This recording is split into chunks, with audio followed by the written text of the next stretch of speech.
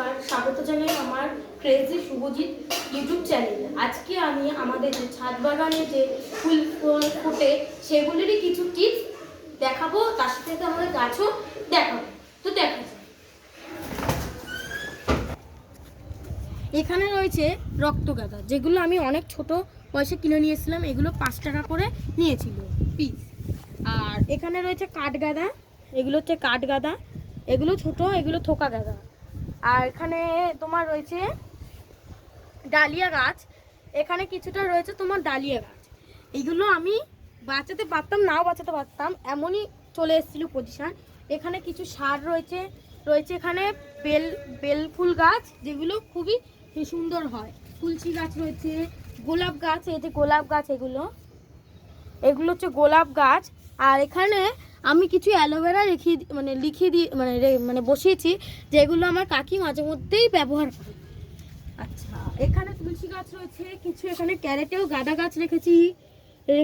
এখানে আরও কিছু গাছ রয়েছে। আর এখানে রক্তগাঁদা রয়েছে, এখানে ডালিয়া ফুলে কি সুন্দর কুড়ি চলে এসছে, দেখছেন তো কি সুন্দর দেখতে। এগুলো সাদা গাঁদা। আর এখানে আলু গাছ রয়েছে, অনেকগুলি আলু গাছ। আমি এই যে এখানে যেমন কতগুলো আলু গাছ বসিয়েছি, ক্যারেটে আলু গাছ আছে। আর এখানে অনেক রক্তগাঁদা আর পদ্ম গাছ রয়েছে। এখানেও কিছু আলু গাছ হয়েছে, এখানে বসিয়েছি। এখানে কি সুন্দর গাঁদা, তারপরে ইনকা রয়েছে। এখানে রয়েছে কিছু পিটুনিয়া গাছ, দেখেছেন এই পিটুনিয়া গাছের ফুল কি কত সুন্দর হয়। এখানে আরও পিটুনিয়া গাছ আছে। আবার এখানে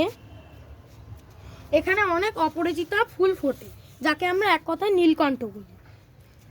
এই যে অপরাজিতা ফুল এখনো ফুটেনি, বা ফুটেছে, হয়তো কাকি তুলে নিয়ে পুজো দিয়েছে। আর এখানে অনেক কাগজ ফুল হয়েছে।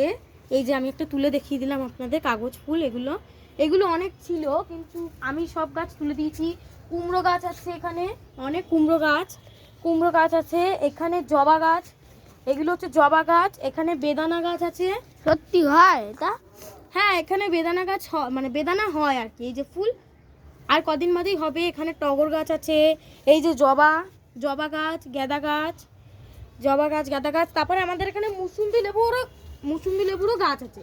এই যে সেই মুসুম্বি লেবুর গাছ, এই কি সুন্দর মুসুম্বি লেবুর গাছ এখানে দেখতে পাচ্ছি। এগুলো আমি বীজ এনে ফেলেছিলাম, মুসুম্বি লেবু খেয়ে